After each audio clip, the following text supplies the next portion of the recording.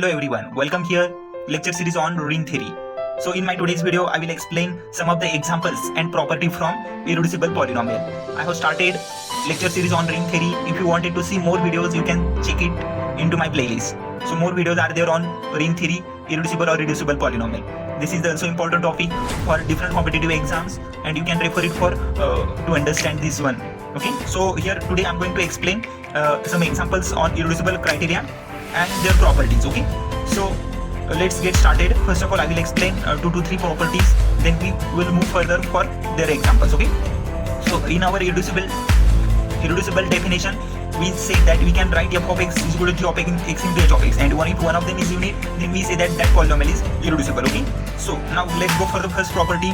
If f of x can be written as g of x into h of x, okay, and if one of them is a unit, okay, g of x or h of x, one of them is a unit, then behavior of f of x depend on the behavior of h of x. Okay, so if g of x is a unit here, okay, then behavior of a f of x which is depend on the behavior of a h of x, okay, it is a unit element, so it doesn't matter to our question. Okay, but the main behavior for that f of x which depend on that solely on h of x. Okay, so this one is the first property. Now let's move for the second property here. If f of x is a non-zero non-unit polynomial of r of x and g of x is a unit in rx, okay, so f of x is a non-zero element here, non-zero polynomial here, and non-unit also, non-unit polynomial. That means we do not have multiplicative inverse there of r of x, okay, in ring polynomial of ring.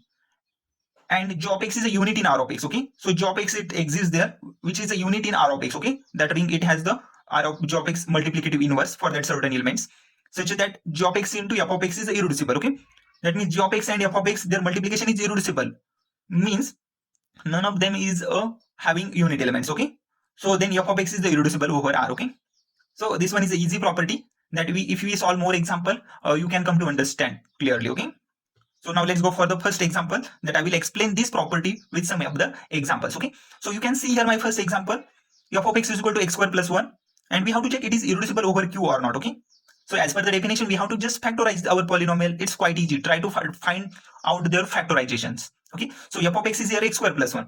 Okay, try to factorize that x square plus 1. So we can see that their factorization it always goes to the complex. Okay, so we can see that x square is equal to minus 1, and minus 1 is I square, so it involves minus 1 term, that means imaginary term. Okay, so x square we can write it as the x square plus 1 as a x square minus of minus 1 square. Okay, so you can see that minus 1 square it remain, sorry it's not like that, x square plus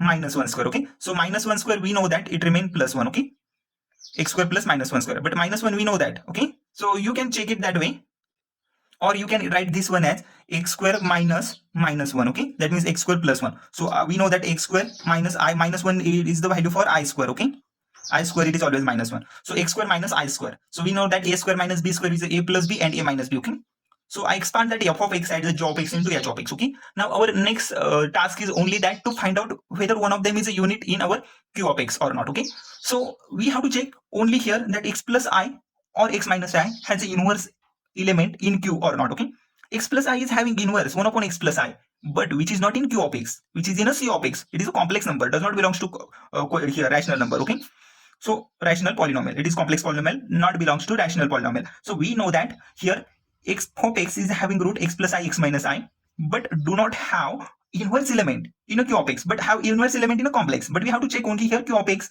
So we can see that f of x can be written this multiple, but none of them is having unit element in our q of x. So x plus I does not belongs to q of x. Okay, x plus I does not belongs to q of x, and x minus I also does not belongs to q of x. That means their inverse element is also not in q of x. Okay, so if it is not in q of x, inverse element, then we say that f of x is a x square plus 1, which is, that means here f of x is x square plus 1 is not in irreducible over q. Okay, so it is not irreducible because it do not have a unit element in q of x, so it is not irreducible. Now but we can see x plus I and x minus I, it has a unit element in a complex. Okay, that means it is not irreducible over q of x, but it is irreducible over q of I. Okay, that means it is complex polynomial. Okay, so it is irreducible over q of I. So this one is the example. It's quite easy that to find out whether our polynomial which is irreducible or reducible. So in my second polynomial here, It's similar a solution like above example. You can try it for your homework also. Okay, and let me know the comment section what is the answer for that polynomial, whether it is reducible or irreducible. Okay, so f of x is given polynomial x square plus 1. Okay, is irreducible over R but not over Qi. Okay, and complex.